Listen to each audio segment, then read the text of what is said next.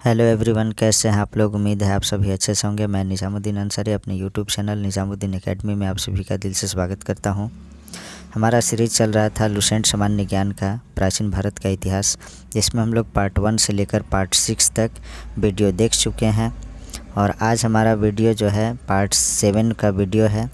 इसमें हम लोग देखेंगे टॉपिक, पहला देखेंगे वाकाटक राजवंश, दूसरा पुष्यभूति वंश या वर्धन वंश, तीसरा देखेंगे दक्षिण भारत के प्रमुख राजवंश, फिर चौथा देखेंगे सीमावर्ती राजवंशों का अभ्युदय, और पांचवा देखेंगे राजपूत राजवंशों की उत्पत्ति। तो आज हमारा प्राचीन भारत का इतिहास समाप्त हो जाएगा। तो इस वीडियो को आप लोग ज़रूर देखिए, और जिनको ये वीडियो अगर स्लो लगे वो लोग स्पीड बढ़ा करके देखिएगा, और जिनको ये वीडियो स्पीड लगे वे स्लो कर लेंगे, स्लो जिनको लगे वो लोग स्पीड कर लेंगे। आइए बिना देर किए स्टार्ट करते हैं। वाकाटक राजवंश। वाकाटक राजवंश की स्थापना 255 ईस्वी के लगभग विंध्य शक्ति नामक व्यक्ति ने की थी। इसके पूर्वज सातवाहनों के अधीन वराह विदर्भ के स्थानीय शासक थे। विंध्य शक्ति के पश्चात उसका पुत्र प्रवरसेन प्रथम 275 से 335 ईस्वी शासक हुआ। वाकाटक वंश का वह अकेला ऐसा शासक था जिसने सम्राट की उपाधि धारण की थी। पुराणों से पता चलता है कि इसने 4 अश्वमेध यज्ञ किया था। नेक्स्ट पॉइंट देखते हैं।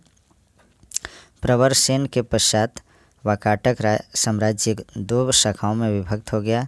पहला प्रधान शाखा तथा दूसरा बासीय यानी वरस गुल्म शाखा। दोनों शाखाएं समानांतर रूप से शासन किया। नेक्स्ट पॉइंट देखते हैं। प्रधान शाखा के प्रमुख राजा रुद्रसेन प्रथम 335 से 360 ईस्वी तक, प्रभावती गुप्ता का संरक्षण काल 390 से 410, प्रवरसेन द्वितीय 41 से 440 ईस्वी तक, नरेंद्र सेन 440 से 460 ईस्वी तक, पृथ्वीसेन द्वितीय 460 से 480 ईस्वी तक। गुप्त शासक चंद्रगुप्त द्वितीय ने अपनी पुत्री प्रभावती गुप्ता का विवाह वाकाटक नरेश रुद्रसेन द्वितीय से किया। नेक्स्ट पॉइंट देखते हैं। वाकाटकों का राज्य गुप्त एवं शक राज्यों के बीच था। राज्यों पर विजय प्राप्त करने के लिए चंद्रगुप्त द्वितीय ने इस संबंध को स्थापित किया था। विवाह के कुछ समय बाद रुद्रसेन द्वितीय की मृत्यु हो गई। चूँकि उसके दोनों पुत्र दिवाकर सेन एवं दामोदर सेन अवयस्क थे, अतः प्रभावती गुप्ता ने शासन संभाला। यह काल वाकाटक गुप्त संबंध का स्वर्ण काल रहा। नेक्स्ट पॉइंट देखते हैं। प्रभावती गुप्ता के संरक्षण काल के बाद उसका कनिष्ठ पुत्र दामोदर सेन प्रवरसेन द्वितीय के नाम से गद्दी पर बैठा। Next point. पृथ्वीसेन द्वितीय वाकाटकों की प्रधान शाखा का अंतिम शासक था। उसके बाद उसका राज्य बासिम शाखा के हरिसेन के हाथों चला गया। नेक्स्ट पॉइंट देखते हैं। अब है बासिम शाखा के वाकाटक। बासिम शाखा के वाकाटक। अब इसके बारे में देखते हैं हम लोग। वाकाटक वंश की इस शाखा की स्थापना 330 ईस्वी में सम्राट प्रवरसेन के छोटे पुत्र सर्वसेन ने की थी। उसने वत्सगुल्म नामक स्थान पर एक स्वतंत्र राज्य की स्थापना की। वत्सगुल्म महाराष्ट्र के अकोला जिले में आधुनिक बासिम में स्थित है। नेक्स्ट पॉइंट देखते हैं। बासिम शाखा के प्रमुख राजा सर्वसेन विंध्य शक्ति द्वितीय 350 से 400 ईस्वी, प्रवरसेन द्वितीय 400 से 415 ईस्वी, हरिसेन 475 से 510 ईस्वी तक शासन किए। हरिसेन बासिम शाखा का सर्वाधिक शक्तिशाली शासक था। यह वाकाटक वंश का अंतिम ज्ञात शासक है। Next point. वाकाटक वंश के राजा प्रवरसेन द्वितीय ने मराठी प्राकृत काव्य सेतुबंध की रचना की तथा सर्वसेन ने हरि विजय नामक प्राकृत काव्य ग्रंथ लिखा। संस्कृत के वैदर्भी शैली का पूर्ण विकास वाकाटक नरेशों के दरबार में हुआ। नेक्स्ट पॉइंट देखते हैं हम लोग। कुछ विद्वानों का मत है कि चंद्रगुप्त द्वितीय के राजकवि कालिदास ने कुछ समय तक प्रवरसेन द्वितीय की राज्यसभा में निवास किया था। वहाँ उन्होंने उसके सेतुबंध का संशोधन किया तथा वैदर्भी शैली में अपना काव्य मेघदूत लिखा। नेक्स्ट है। वाकाटक नरेश ब्राह्मण धर्मावलंबी थे। वे शिव और विष्णु के उपासक थे। नेक्स्ट पॉइंट देखते हैं हम लोग। वाकाटक नरेश पृथ्वी सेन द्वितीय के सामंत व्याघ्रदेव ने नचना के मंदिर का निर्माण करवाया। नेक्स्ट देखते हैं अजंता का 16वां तथा 17वां गुहा विहार और 19वें गुहा चैत्य का निर्माण वाकाटकों के शासनकाल में हुआ। नेक्स्ट देखते हैं हम लोग पुष्यभूति वंश या वर्धन वंश, इसके बारे में हम लोग स्टडी करते हैं। गुप्त वंश के पतन के बाद जिन नए राजवंशों का उद्भव हुआ उनमें मैत्रक, मैखरी, पुष्यभूति, प्रवर्तिगुप्त और गौड़ प्रमुख हैं। इन राजवंशों में पुष्यभूति वंश के शासकों ने सबसे विशाल साम्राज्य स्थापित किया। पुष्यभूति वंश के संस्थापक पुष्यभूति था। इनकी राजधानी थानेश्वर हरियाणा प्रांत के कुरुक्षेत्र जिले में स्थित वर्तमान थानेसर स्थान थी। प्रभाकर वर्धन इस वंश की स्वतंत्रता का जन्मदाता था तथा प्रथम प्रभावशाली शासक था जिसने परम भट्टारक और महाराज धीराज जैसी सम्मानजनक उपाधियां धारण की। नेक्स्ट पॉइंट देखते हैं। प्रभाकर वर्धन की पत्नी यशोमती से 2 पुत्र राज्यवर्धन और हर्षवर्धन तथा एक कन्या राज्यश्री उत्पन्न हुई। राज्यश्री का विवाह कन्नौज के मौखरी राजा ग्रहवर्मा के साथ हुआ। Next point. मालवा के शासक देवगुप्त ने ग्रहवर्मा की हत्या कर दी और राज्यश्री को बंदी बनाकर कारागार में डाल दिया। Next point. राज्यवर्धन ने देवगुप्त को मार डाला परंतु देवगुप्त के मित्र गौड़ नरेश शशांक ने धोखा देकर राज्यवर्धन की हत्या कर दी। नोट में हम लोग देख लेते हैं। शशांक शैव धर्म का अनुयायी था। इसने बोधि वृक्ष बोधगया को कटवा दिया। नेक्स्ट पॉइंट देखते हैं। राज्यवर्धन की मृत्यु के बाद 606 ईस्वी में 16 वर्ष की अवस्था में हर्षवर्धन थानेश्वर की गद्दी पर बैठा। हर्ष को शिलादित्य के नाम से भी जाना जाता था। इसने परम भट्टारक नरेश की उपाधि धारण की थी। हर्ष ने शशांक को पराजित करके कन्नौज पर अधिकार कर लिया तथा उसे अपनी राजधानी बनाया। नेक्स्ट पॉइंट है। हर्ष और पुलकेशिन द्वितीय के बीच नर्मदा नदी के तट पर युद्ध हुआ जिसमें हर्ष की पराजय हुई। नेक्स्ट पॉइंट देखते हैं। चीनी यात्री ह्वेनसांग हर्षवर्धन के शासनकाल में भारत आया। नोट में देखते हैं। ह्वेनसांग को यात्रियों में राजकुमार नीति का पंडित एवं वर्तमान शाक्य मुनि कहा जाता है। वह नालंदा विश्वविद्यालय में पढ़ने एवं बौद्ध ग्रंथ संग्रह करने के उद्देश्य से भारत आया था। नेक्स्ट पॉइंट देखते हैं। हर्ष 641 ईस्वी में अपने दूत चीन भेजे तथा 643 ईस्वी एवं 645 ईस्वी में 2 चीनी दूत उसके दरबार में आए। नेक्स्ट पॉइंट देखते हैं। हर्ष ने कश्मीर के शासक से बुद्ध के दंत अवशेष बलपूर्वक प्राप्त किए। हर्ष के पूर्वज भगवान शिव और सूर्य के अनन्य उपासक थे। प्रारंभ में हर्ष भी अपने कुल देवता शिव का परम भक्त था। चीनी यात्री ह्वेनसांग से मिलने के बाद उसने बौद्ध धर्म की महायान शाखा को राज्याश्रय प्रदान किया तथा वह पूर्ण बौद्ध बन गया। नेक्स्ट पॉइंट देखते हैं। हर्ष के समय में नालंदा महाविहार महायान बौद्ध धर्म की शिक्षा का प्रधान केंद्र था। हर्ष के समय में प्रयाग में प्रति 5वें वर्ष एक समारोह आयोजित किया जाता था जिसे महामोक्ष परिषद कहा जाता था। ह्वेनसांग स्वयं 6ठे समारोह में सम्मिलित हुआ। Next point. बाणभट्ट हर्ष के दरबारी कवि थे। उन्होंने हर्षचरित एवं कादम्बरी की रचना की। ये काफ़ी इंपॉर्टेंट पॉइंट है। बाणभट्ट हर्ष के दरबारी कवि थे। उन्होंने हर्षचरित एवं कादम्बरी की रचना की। बाणभट्ट के गुरु भरचू थे। नेक्स्ट। प्रियदर्शिका, रत्नावली तथा नागानंद नामक 3 संस्कृत नाटक ग्रंथों की रचना हर्ष ने की थी। कहा जाता है कि धावक नामक कवि ने हर्ष से पुरस्कार लेकर उसके नाम से ये तीनों नाटक लिख दिए। हर्ष को भारत का अंतिम हिंदू सम्राट कहा गया है लेकिन वह न तो कट्टर हिंदू था और न ही सारे देश का शासक ही। नेक्स्ट पॉइंट देखते हैं। हर्ष के अधीनस्थ शासक महाराज अथवा महासामंत कहे जाते थे। हर्ष के मंत्री परिषद के मंत्री को सचिव या अमात्य कहा जाता था। प्रशासन की सुविधा के लिए हर्ष का साम्राज्य कई प्रांतों में विभाजित था। प्रांत को भुक्ति कहा जाता था। प्रत्येक भुक्ति का शासक राजस्थानीय, उपरिक अथवा राष्ट्रीय कहलाता था। नेक्स्ट पॉइंट देखते हैं हम लोग। भुक्ति का विभाजन जिलों में हुआ था। जिले की संज्ञा थी विषय जिसका प्रधान विषय पति होता था। विषय के अंतर्गत कई पाठक आधुनिक तहसील होते थे। ग्राम शासन की सबसे छोटी इकाई थी। ग्राम शासन का प्रधान ग्रामाक्ष पटलिक कहा जाता था। जो ग्राम शासन का प्रधान होता था उसको क्या कहा जाता था? ग्रामाक्ष पटलिक कहा जाता था। पुलिस कर्मियों को चाट या भाट कहा गया है। दंड पाशिक तथा दांडिक पुलिस विभाग के अधिकारी होते थे। नेक्स्ट पॉइंट देखते हैं। अश्व सेना के अधिकारियों को बृहदेश्वर, पैदल सेना के अधिकारियों को बलाधिकृत या महाबलाधिकृत कहा जाता था। हर्षचरित में सिंचाई के साधन के रूप में तुल्यांत्र जल पंप का उल्लेख मिलता है। हर्ष के समय मथुरा सूती वस्त्रों के निर्माण के लिए प्रसिद्ध था। नोट में देखते हैं हर्षचरित में प्रांतीय शासक के लिए लोकपाल शब्द आया है। नेक्स्ट देखते हैं हम लोग, जो बॉक्स में था उसको देख लेते हैं। बॉक्स में था हर्षचरित के अनुसार हर्ष की मंत्रिपरिषद, भंडी प्रधान सचिव को कहते थे, सिंहनाद प्रधान सेनापति को, कुंतल अश्व सेना का प्रधान जो होता था, स्कंदगुप्त गज सेना का प्रमुख। नेक्स्ट देखते हैं हम लोग। नेक्स्ट है दक्षिण भारत के प्रमुख राजवंश, पल्लव वंश के बारे में देखते हैं। पल्लव वंश है पहला में, तो पल्लव वंश का संस्थापक सिंह विष्णु 575 से 600 ईस्वी तक था। इसकी राजधानी कांची तमिलनाडु में कांचीपुरम थी। वह वैष्णव धर्म का अनुयायी था।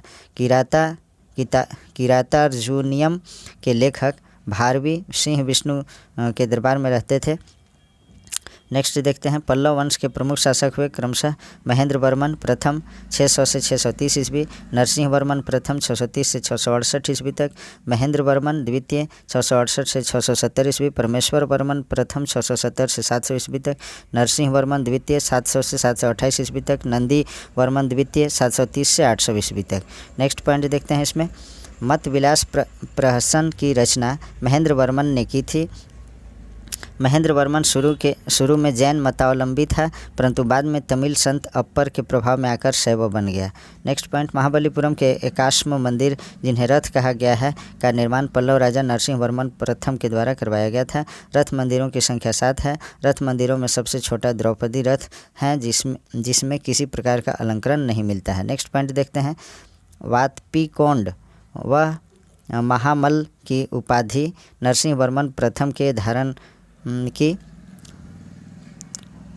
वातपीकोंड और महामल की उपाधि नरसिंह वर्मन प्रथम ने धारण की थी। इसके शासनकाल में चीनी यात्री हुएनत्सांग कांची आया था। परमेश्वर वर्मन प्रथम शैव मतानुयायी था। उसने लोकादित्य, एकमल, रनंजय, अत्यंत काम, उग्रदंड, गुणभाजन आदि की उपाधियां ग्रहण की थी। नेक्स्ट पॉइंट इसी में देखते हैं, इसने मल्लपुरम में गणेश मंदिर का निर्माण करवाया था। परमेश्वर वर्मन प्रथम विद्या प्रेमी भी था और उसने विद्या विनीत की उपाधि भी ली थी। नेक्स्ट पॉइंट, अरबों के आक्रमण के समय पल्लवों का राजा नरसिंह वर्मन द्वितीय था। उसने राजाओं में सिंह, आगम प्रिय, शास्त्रों का प्रेमी और शंकर भक्त शिव का उपासक की उपाधियां धारण की। उसने कांची के कैलाशनाथ मंदिर का निर्माण करवाया, जिसे राज सिद्धेश्वर मंदिर भी कहा जाता है। इसी मंदिर के निर्माण से द्रविड़ स्थापत्य कला की शुरुआत हुई। महाबलीपुरम में शोर मंदिर का निर्माण भी नरसिंह वर्मन द्वितीय ने किया। नेक्स्ट है, कांची के कैलाशनाथ मंदिर में पल्लव राजाओं और रानियों की आदमकद तस्वीरें यानी प्रतिमाएं लगी हैं। नेक्स्ट देखते हैं, 10 कुमार चरित के लेखक दंडी नरसिंह वर्मन द्वितीय के दरबार में रहते थे। नेक्स्ट है, कांची के मुक्तेश्वर मंदिर तथा बैकुंठ पेरुमाल मंदिर का निर्माण नंदी वर्मन द्वितीय ने कराया। प्रसिद्ध वैष्णव संत तिरुमंगलई अलवार नंदी वर्मन द्वितीय के समकालीन थे। अब चोल वंश के बारे में हम लोग देखते हैं। 9वीं शताब्दी में चोल वंश पल्लवों के ध्वंसावशेषों पर स्थापित हुआ। इस वंश के संस्थापक विजयालय 850 से 87 ईस्वी थे, जिसकी राजधानी तंजौर या तंजावुर था। तंजावुर का वास्तुकार कुंजर मल्लन राजराज पेरुथचंद था।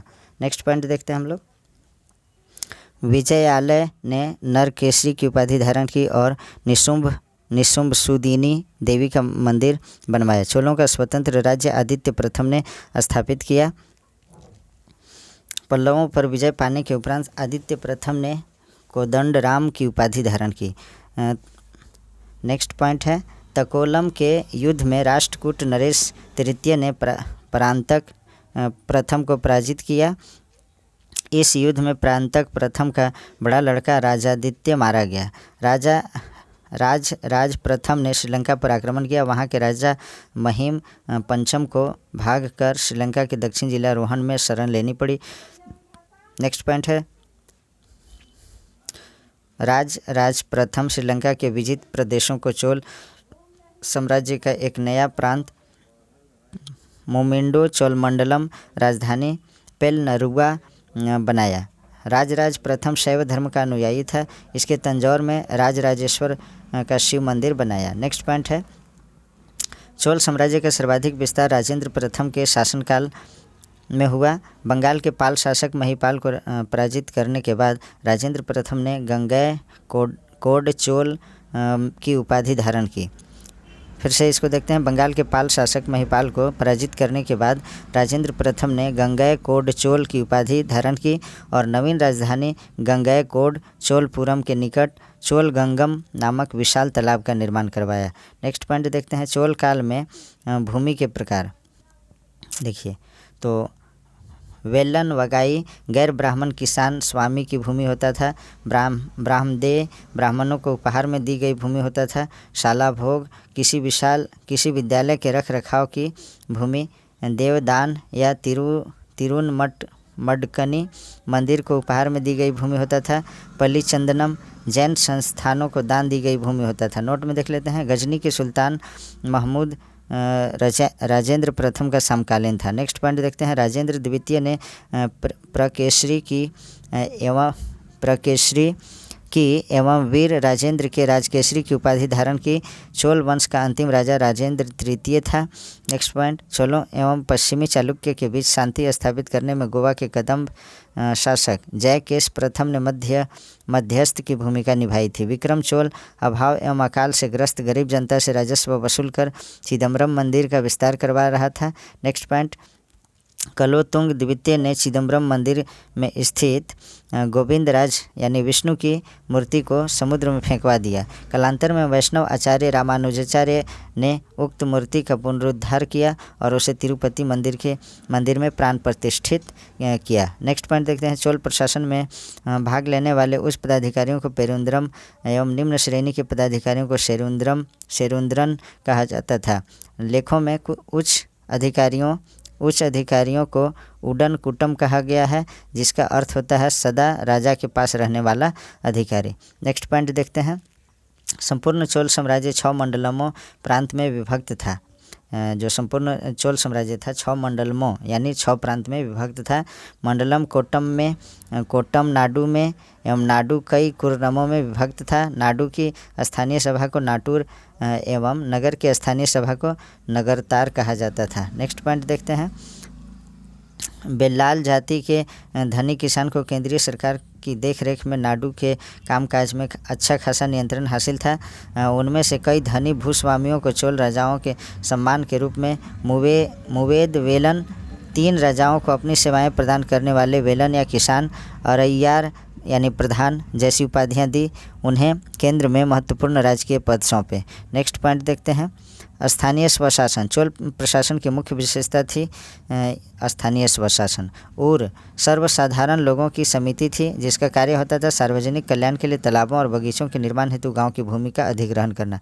नेक्स्ट पॉइंट है सभा या महासभा। यह मूलतः अग्रहारों और ब्राह्मण बस्तियों की सभा थी, जिनके सदस्यों को पेरुमक्कल कहा जाता था। यह सभा वरियम नाम की समितियों के द्वारा अपने कार्य को संचालित करती थी। सभा की बैठक गांव के मंदिर के निकट वृक्ष के नीचे या तालाब के किनारे होती थी। व्यापारियों की सभा को नगरम कहते थे। नेक्स्ट पॉइंट देखते हैं हम, चोल काल में भूमि कर उपज का 1/3 भाग हुआ करता था। नेक्स्ट पॉइंट, गांव में कार्य समिति की सदस्यता के लिए जो वेतनभोगी कर्मचारी रखे जाते थे उन्हें मध्यस्थ कहते थे। यहाँ कट गया है, इसका कर्मचारी है। नेक्स्ट देखते हैं, उत्तर मेरूर अभिलेख के अनुसार सभा की सदस्यता के लिए इच्छुक लोगों को ऐसी भूमि का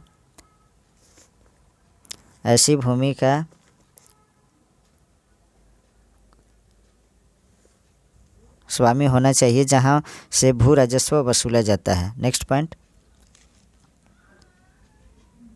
उनके पास अपना घर होना चाहिए। उनकी उम्र 35 से 70 साल के बीच होना चाहिए। उन्हें वेदों का ज्ञान होना चाहिए। नेक्स्ट पॉइंट देखते हैं, उन्हें प्रशासनिक मामलों की अच्छी तरह जानकारी होनी चाहिए और ईमानदार होना चाहिए। नेक्स्ट है, यदि कोई पिछले 3 सालों में किसी समिति का सदस्य रहा है और वह किसी और समिति का सदस्य नहीं बन सकता है। जिसने अपने या अपने संबंधियों के खाते जमा नहीं कराए हैं चुनाव नहीं लड़ सकता है। नेक्स्ट पॉइंट देखते हैं। ब्राह्मणों को दी गई कर मुक्त भूमि को चतुर्वेदी मंगलम एवं दान दी गई भूमि ब्राह्मदेय कहलाती थी। नेक्स्ट पॉइंट, चोल सेना का सबसे संगठित अंग था पदाति सेना। नेक्स्ट है, चोल काल में कनलजू सोने के सिक्के थे। तमिल कवियों में जयन गोंदर प्रसिद्ध कवि था जो कुलोतुंग प्रथम का राजकवि था। उसकी रचना कलिंग तुपर्णी है। नेक्स्ट पॉइंट देखते हैं। कंबन और टकुटन और पुगलेंदी को तमिल साहित्य का और पंप पोन एवं रन कन्नड़ साहित्य का त्रिरत्न कहा जाता है। सॉरी, कुछ ऐसे वर्ड हैं जिनमें प्रोनाउंसिएशन में दिक्कत हो जाती है, इसके लिए क्षमा करेंगे।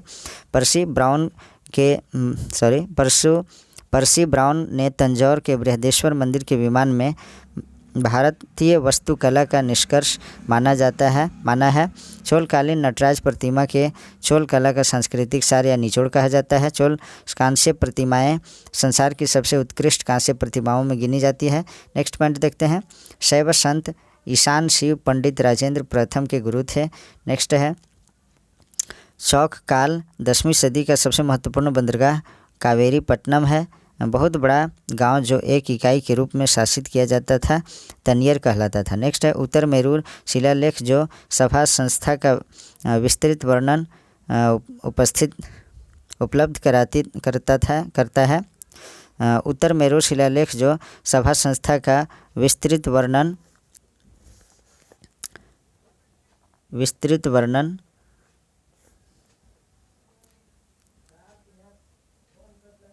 उपस्थित था।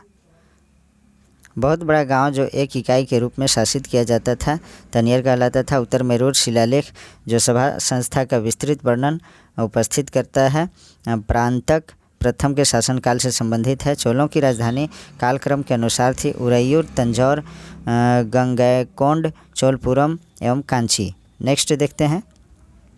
चोल काल में सड़कों की देखभाल बागान समिति करती थी। चोल काल में आम वस्तुओं के आदान प्रदान का आधार धान था। चोल काल में आम वस्तुओं के आदान प्रदान का आधार धान था।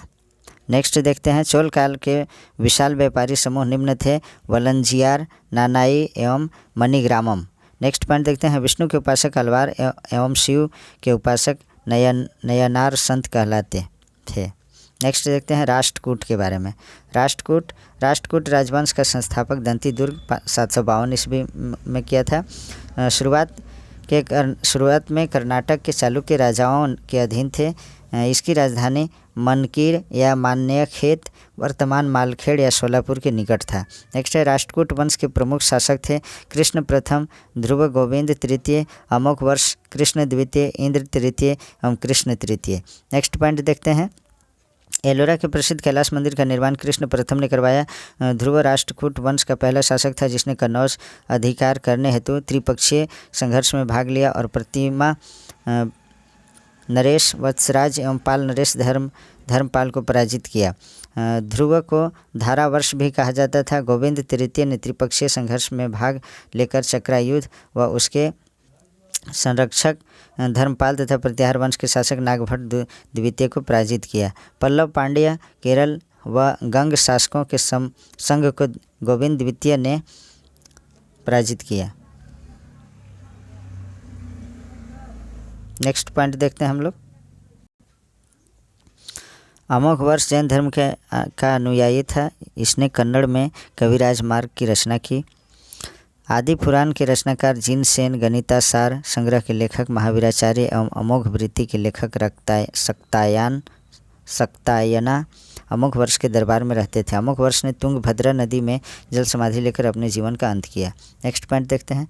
इंद्र तृतीय के शासनकाल में अरब निवासी अल मसूदी भारत आया। इसने तत्कालीन राष्ट्रकूट शासकों को भारत का सर्वश्रेष्ठ शासक कहा। नेक्स्ट पॉइंट देखते हैं। राष्ट्रकूट वंश का अंतिम शासक महान शासक कृष्ण तृतीय था। इसी के दरबार में कन्नड़ भाषा के कवि पोन रहते थे। जिन्होंने शांति पुराण की रचना की। कल्याणी के चालुक्य तैलप द्वितीय ने 973 ईस्वी में कर्क को हराकर राष्ट्रकूट राज्य पर अपना अधिकार कर लिया और कल्याणी के चालुक्य वंश की नींव डाली। नेक्स्ट पॉइंट, एलोरा एवं एलिफेंटा महाराष्ट्र में जो है गुहा मंदिरों का निर्माण राष्ट्रकूटों के समय ही हुआ। एलोरा में 34 शैलकृति गुफाएं हैं। इनमें से 1 से 12 तक बौद्धों एवं 13 से 29 तक हिंदुओं एवं 30 से 34 तक जैनों की गुफाएं हैं। नेक्स्ट पॉइंट देखते हैं, बौद्ध गुफाओं में सबसे प्रसिद्ध विश्वकर्मा गुफा संख्या 10 है। इसमें एक चैत्य है, वहाँ पर 2 मंजिली और 3 मंजिली गुफाएं भी हैं, जिन्हें 2 थल तथा 3 थल नाम दिया गया है। एलोरा की गुफा 15 में विष्णु को नरसिंह अर्थात पुरुष सिंह के रूप में दिखाया गया है। नेक्स्ट पॉइंट देखते हैं, नोट में एलोरा गुफाओं का सर्वप्रथम उल्लेख फ्रांसीसी यात्री थेविनेट ने 17वीं शताब्दी में किया था। नेक्स्ट पॉइंट देखते हैं हम लोग, राष्ट्रकूट शैव वैष्णव शाक्त संप्रदाय के साथ जैन धर्म के भी उपासक थे। राष्ट्रकूटों ने अपने राज्यों में मुसलमान व्यापारियों को बसने तथा इस्लाम के प्रचार की स्वीकृति दी थी। नेक्स्ट पॉइंट, चालुक्य वंश देखते हैं हम लोग, चालुक्य वंश या कल्याणी वंश। कल्याणी के चालुक्य वंश की स्थापना तैलप द्वितीय ने की थी। राजधानी इसका मान्यखेट था। चालुक्य वंश कल्याणी के प्रमुख शासक हुए तैलप प्रथम, तैलप द्वितीय, विक्रमादित्य, जयसिंह, सोमेश्वर, सोमेश्वर द्वितीय, विक्रमादित्य षष्ठ, सोमेश्वर तृतीय एवं तैलप तृतीय। नेक्स्ट पॉइंट देखते हैं, सोमेश्वर प्रथम ने मान्यखेट से राजधानी हटाकर कल्याणी कर्नाटक को बनाया।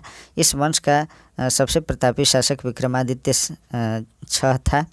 नेक्स्ट देखते हैं, विल्हण एवं विज्ञानेश्वर विक्रमादित्य षष्ठ के दरबार में ही रहते थे। मिताक्षरा हिंदू विधि ग्रंथ यज्ञवल्क्य स्मृति का पर व्याख्या नामक ग्रंथ की रचना महान विधिवेता विज्ञानेश्वर ने की थी। विक्रमांक देवचरित की रचना विल्हण ने की थी। इसमें विक्रमादित्य 6 के जीवन पर प्रकाश डाला गया है। चालुक्य वंश या वातापी वंश को देखते हैं हम लोग। नेक्स्ट है चालुक्य वंश या वातापी वंश। नेक्स्ट देखते हैं, जयसिंह ने वातापी के चालुक्य वंश की स्थापना की, जिसकी राजधानी वातापी बीजापुर के निकट थी। इस वंश के प्रमुख शासक थे पुलकेशिन प्रथम, कीर्तिवर्मन पुलकेशिन द्वितीय, विक्रमादित्य, विनयादित्य एवं विजयादित्य। इनमें सबसे प्रतापी राजा पुलकेशिन द्वितीय था। नेक्स्ट पॉइंट देखते हैं, महाकूट स्तंभ लेख से प्रमाणित होता है कि पुलकेशिन द्वितीय बहुसुवर्ण एवं अग्निष्टोम यज्ञ संपन्न करवाया था। जिनेंद्र का मोगुती मंदिर पुलकेशिन द्वितीय ने बनवाया था। नेक्स्ट पॉइंट, पुलकेशिन द्वितीय ने हर्षवर्धन को हराकर परमेश्वर की उपाधि धारण की थी। इसने दक्षिणापथेश्वर की उपाधि भी धारण की थी।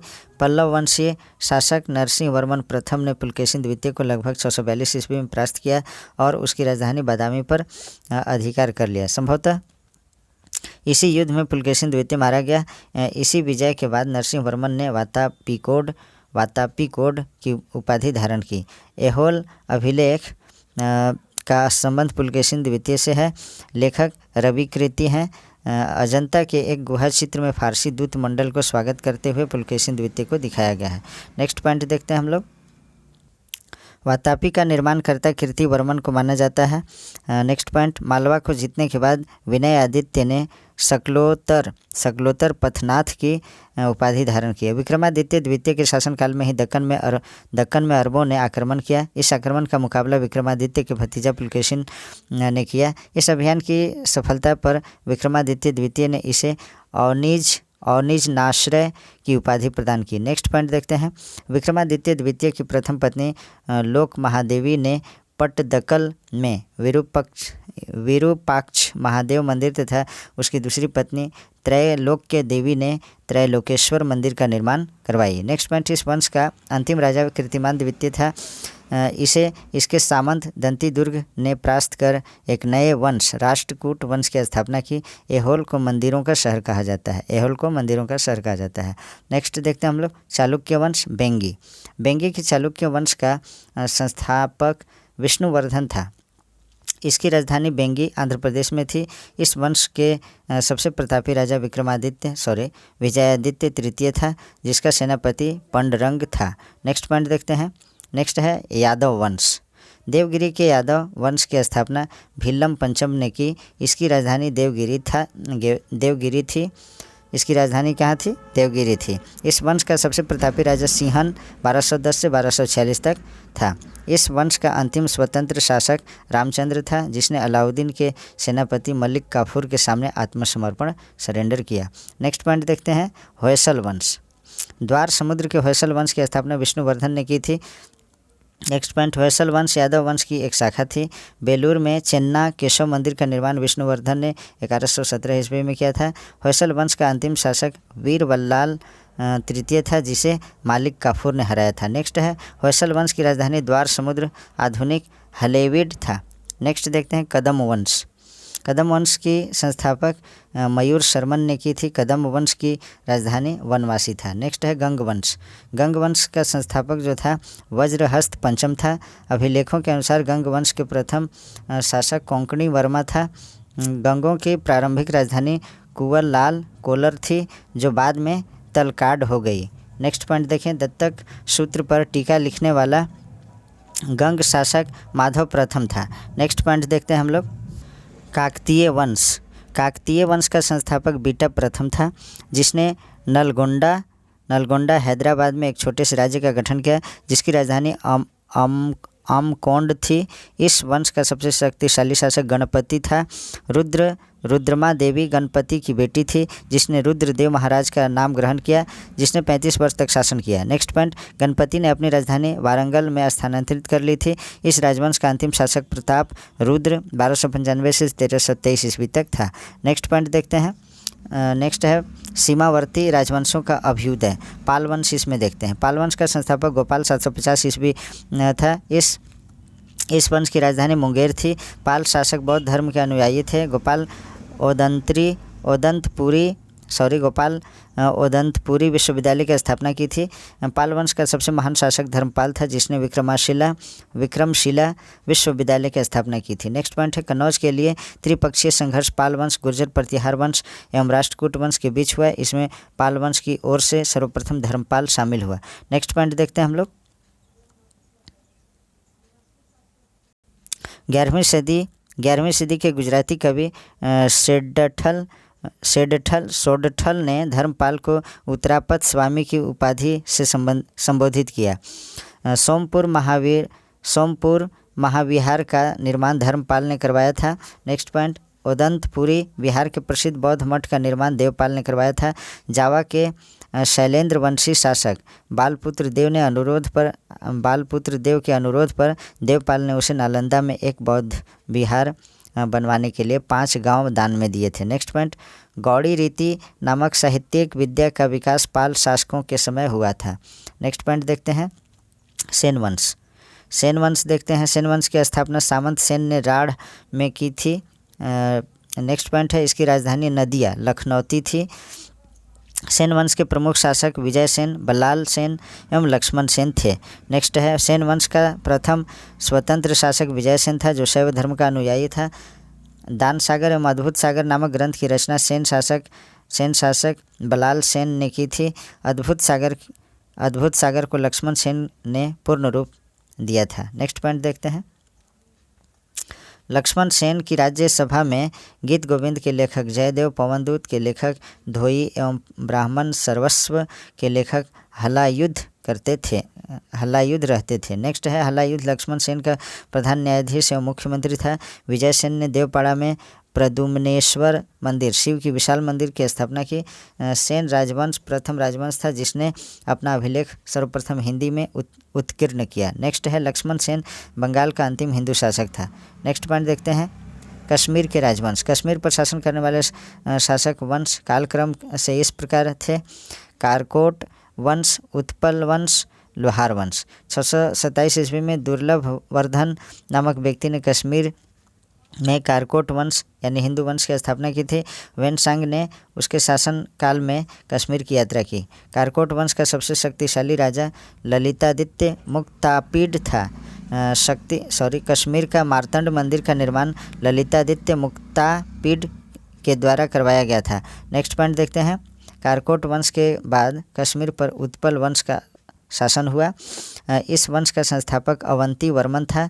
अवंतीपुर नामक नगर की स्थापना अवंती वर्मन ने की थी। नेक्स्ट पॉइंट है अवंती वर्मन के अभियंता सुई ने सिंचाई के लिए नहरों का निर्माण करवाया। नेक्स्ट पॉइंट देखते हैं 980 ईस्वी में उत्पल वंश की रानी दिद्दा एक महत्वाकांक्षिणी शासिका हुई। उत्पल वंश के बाद कश्मीर पर लोहार वंश का शासन हुआ। लोहार वंश का संस्थापक संग्राम राज था। संग्राम राज के बाद अनंत राज हुआ। इसकी पत्नी सूर्यमती ने प्रशासन को सुधारने में उसकी सहायता की। नेक्स्ट पॉइंट है लोहार वंश का शासक हर्ष विद्वान कवि तथा कई भाषाओं का ज्ञाता था। नेक्स्ट पॉइंट देखते हैं कल्हड़ हर्ष का आश्रित कवि था। जयसिंह लोहार वंश का अंतिम शासक था जिसने 1128 ईस्वी में 1128 ईस्वी से 1155 ईस्वी तक शासन किया। जयसिंह के शासन के साथ ही कल्हड़ की राजतरंगिनी का विवरण समाप्त हो जाता है। नेक्स्ट है कामरूप का वर्मन वंश। 4वीं शताब्दी के मध्य कामरूप में वर्मन वंश का उदय हुआ। इस वंश की प्रतिष्ठा का संस्थापक पुष्यवर्मन था। इसकी राजधानी प्रागज्योतिष नामक स्थान पर थी। नेक्स्ट है कालांतर में कामरूप पाल साम्राज्य का एक अंग बन गया।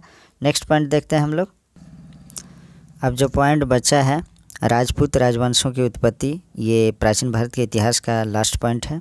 इसके बारे में हम लोग देखते हैं 5 से 10 मिनट के अंदर ये कंप्लीट हो जाएगा। राजपूत राजवंशों की उत्पत्ति। गुर्जर प्रतिहार वंश। मालवा का शासक नागभट्ट प्रथम गुर्जर प्रतिहार वंश का संस्थापक था।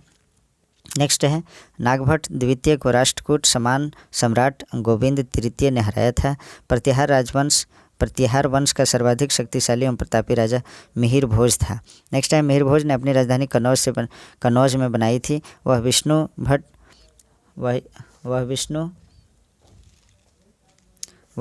विष्णु भक्त था। उसने विष्णु के सम्मान में आदि वराह की उपाधि ग्रहण की। राजशेखर प्रतिहार शासक महेंद्रपाल के दरबार में रहते थे। इस वंश का अंतिम राजा यशपाल 1036 ईस्वी था।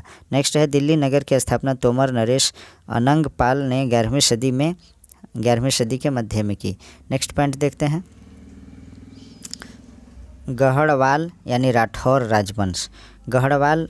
गढ़वाल वंश का संस्थापक चंद्रदेव था। इसकी राजधानी वाराणसी थी।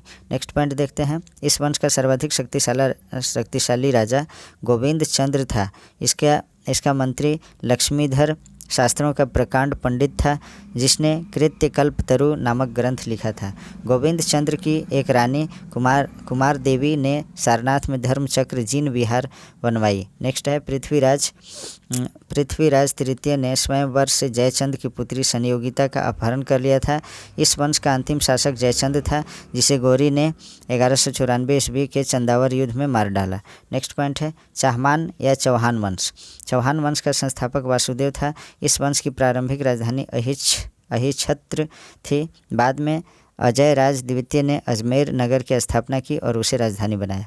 नेक्स्ट पॉइंट देखते हैं इस वंश का सबसे शक्तिशाली शासक अर्णोराज के पुत्र विग्रहराज चतुर्थ विशलदेव 1153 से 1163 ईस्वी तक हुआ, जिसने हरिकेली नामक संस्कृत नाटक की रचना की।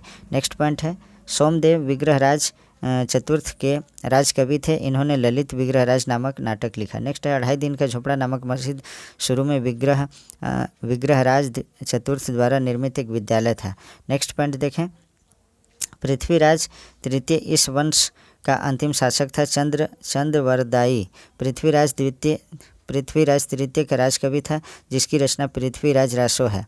नेक्स्ट पॉइंट देखते हैं रणथंभौर के जैन मंदिर का शिखर पृथ्वीराज तृतीय ने बनवाया था। नेक्स्ट है तराइन का प्रथम युद्ध 1191 ईस्वी में हुआ जिसमें पृथ्वीराज तृतीय की विजय एवं गौरी की हार हुई। तराइन के द्वितीय युद्ध 1192 ईस्वी में हुआ जिसमें गौरी का विजय एवं पृथ्वीराज तृतीय की हार हुई। अब है परमार वंश। नेक्स्ट देखते हैं परमार वंश का संस्थापक उपेंद्र राज था।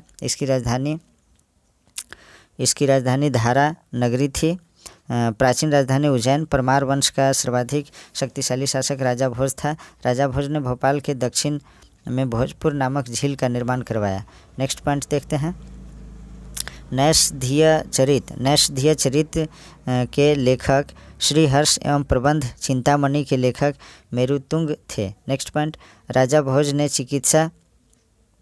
राजा भोज ने चिकित्सा, गणित एवं व्याकरण पर अनेक ग्रंथ लिखे। भोजकृत युक्ति कल्पतरु में वास्तुशास्त्र के साथ साथ विविध वैज्ञानिक यंत्रों एवं उनके उपयोग का उल्लेख है। नेक्स्ट पॉइंट, नवसहसांग चरित के रचयिता पद्मगुप्त, दशरूपक के रचयिता धनंजय, धनिक, हाल युद्ध एवं अमित गति जैसे विद्वानों वाक्यपति भुंज के दरबार में रहते थे। नेक्स्ट है, कविराज की उपाधि से विष्णु विभूषित शासक राजा भोज था। नेक्स्ट है, भोज ने अपनी राजधानी सरस्वती मंदिर का निर्माण भोज ने अपनी राजधानी में सरस्वती मंदिर का निर्माण करवाया था। यहाँ सरस्वती मंदिर है। नेक्स्ट पॉइंट देखते हैं हम लोग।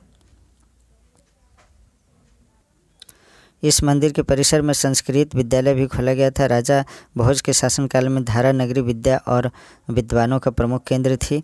इसने चित्तौड़ में त्रिभुवन नारायण मंदिर का निर्माण करवाया। नेक्स्ट है, भोजपुर नगर की स्थापना राजा भोज ने की थी। परमार वंश के बाद तोमर वंश का, उसके बाद चाहमान वंश का और अंततः 1297 ईस्वी में अलाउद्दीन खिलजी के सेनापति नसरत खां और उलुग खां ने मालवा पर अधिकार कर लिया।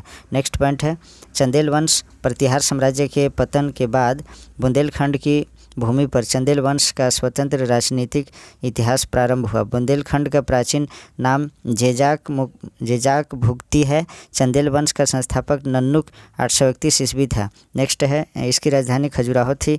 प्रारंभ में इसकी राजधानी कालिंजर महोबा थी। राजा धंग ने अपनी राजधानी कालिंजर से खजुराहो में स्थानांतरित की थी। नेक्स्ट पॉइंट है, चंदेल वंश का प्रथम स्वतंत्र एवं सबसे प्रतापी राजा यशोवर्मन था। यशोवर्मन ने कन्नौज पर आक्रमण कर प्रतिहार राजा देवपाल को हराया तथा उससे एक विष्णु की प्रतिमा प्राप्त की, जिसे उसने खजुराहो के विष्णु मंदिर में स्थापित किया। नेक्स्ट पॉइंट है, धंग ने जिननाथ, विश्वनाथ एवं वैद्यनाथ मंदिर का निर्माण करवाया। कंदरिया महादेव मंदिर का निर्माण धंग देव द्वारा 999 ईस्वी में किया गया। धंग ने गंगा जमुना के संगम में शिव की आराधना करते हुए अपने शरीर का त्याग किया। नेक्स्ट है, चंदेल शासक विद्याधर ने कन्नौज के प्रतिहार शासक राज्यपाल की हत्या कर दी, क्योंकि उसने महमूद के आक्रमण का सामना किए बिना ही आत्मसमर्पण कर दिया था। नेक्स्ट है, विद्याधर ही अकेला एक ऐसा भारतीय नरेश था, नरेश मतलब राजा होता है, जिसने महमूद गजनी की महत्वाकांक्षाओं का सफलतापूर्वक प्रतिरोध किया। नेक्स्ट है, चंदेल शासक कीर्तिवर्मन की राज्यसभा में रहने वाली कृष्ण मिश्र ने प्रबोध चंद्रोदय की रचना की थी। उन्होंने महोबा के समीप कृति सागर नामक जलाशय का निर्माण किया। आल्हाउदल नामक 2 सेनानायक परमर्दी देव के दरबार में रहते थे, जिन्होंने पृथ्वीराज चौहान के साथ युद्ध करते हुए अपनी जान गंवाई थी। चंदेल वंश का अंतिम शासक परमर्दी देव ने 1202 ईस्वी में कुतुबुद्दीन ऐबक की अधीनता स्वीकार कर ली। इस पर उसके मंत्री अजय देव ने उसकी हत्या कर दी। नेक्स्ट पॉइंट देखते हैं, सोलंकी वंश अथवा गुजरात के चालुक्य शासक। सोलंकी वंश का संस्थापक मूलराज प्रथम था। इसकी राजधानी अनहिलवाड़ थी। मूलराज प्रथम शैव धर्म का अनुयायी था। भीम प्रथम के शासनकाल में महमूद गजनी ने सोमनाथ मंदिर पर आक्रमण किया। भीम प्रथम के सामंत बिमल ने आबू पर्वत पर दिलवाड़ा का प्रसिद्ध जैन मंदिर बनवाया। सोलंकी वंश का प्रथम शक्तिशाली शासक जयसिंह सिद्धराज था। प्रसिद्ध जैन विद्वान हेमचंद्र जयसिंह सिद्धराज के दरबार में था। माउंट आबू पर्वत राजस्थान पर एक मंडप बनाकर जयसिंह सिद्धराज ने अपने 7 पूर्वजों की गजारोही मूर्तियों की स्थापना की। नेक्स्ट पॉइंट देखते हैं, मोढेरा के सूर्य मंदिर का निर्माण सोलंकी राजाओं के शासनकाल में हुआ था। सिद्धपुर में रुद्र महाकाल के मंदिर का निर्माण जयसिंह सिद्धराज ने किया था। नेक्स्ट है, सोलंकी शासक कुमारपाल जैन मतानुयायी था। वह जैन धर्म के अंतिम राजकवि प्रवर्तक के रूप में प्रसिद्ध है। नेक्स्ट है, सोलंकी वंश का अंतिम शासक भीम द्वितीय था। भीम द्वितीय के एक सामंत लवन प्रसाद के गुजरात में बघेल वंश की स्थापना की थी। नेक्स्ट है, बघेल वंश का कर्ण द्वितीय गुजरात का अंतिम हिंदू शासक था। इसने अलाउद्दीन खिलजी की सेनाओं का मुकाबला किया था। नेक्स्ट पॉइंट देखते हैं, नेक्स्ट पॉइंट है कलचुरी चेदी राजवंश। कलचुरी वंश का संस्थापक कोक्कल था। इसकी राजधानी त्रिपुरी थी। कलचुरी वंश का एक शक्तिशाली शासक गांगेय देव था, जिसने विक्रमादित्य की उपाधि धारण की। पूर्व मध्यकाल में स्वर्ण सिक्कों के विलुप्त हो जाने के पश्चात इन्होंने सर्वप्रथम इसे प्रारंभ करवाया। कलचुरी वंश का सबसे महान शासक कर्णदेव था, जिसने कलिंग पर विजय प्राप्त की और त्रिकलिंगाधिपति की उपाधि धारण की। प्रसिद्ध कवि राजशेखर कलचुरी के दरबार में ही रहते थे। नेक्स्ट है सिसोदिया वंश। सिसोदिया वंश के बारे में हम लोग देखते हैं। सिसोदिया वंश के शासक अपने को सूर्यवंशी कहते थे, जो मेवाड़ पर शासन करते थे। मेवाड़ की राजधानी चित्तौड़ थी। अपनी विजयों के उपलक्ष्य में विजय स्तंभ का निर्माण राणा कुंभा ने चित्तौड़ में करवाया। नेक्स्ट पॉइंट देखते हैं। खतौली का युद्ध 1518 ईस्वी में राणा सांगा एवं इब्राहिम लोदी के बीच हुआ था। नेक्स्ट वीडियो में हम लोग देखेंगे मध्यकालीन भारत। आज हमारे यहाँ प्राचीन भारत का इतिहास कंप्लीट समाप्त हो जाता है। सभी पार्ट 1 से लेकर पार्ट 6, 7, 8 तक जितना वीडियो बना है, सभी को मैं एक ही वीडियो में बना करके उसे दादा वीडियो बना दूंगा। प्राचीन भारत का इतिहास आप लोग देख लीजिएगा। Please like, comment, share and subscribe our YouTube channel. Thanks for watching.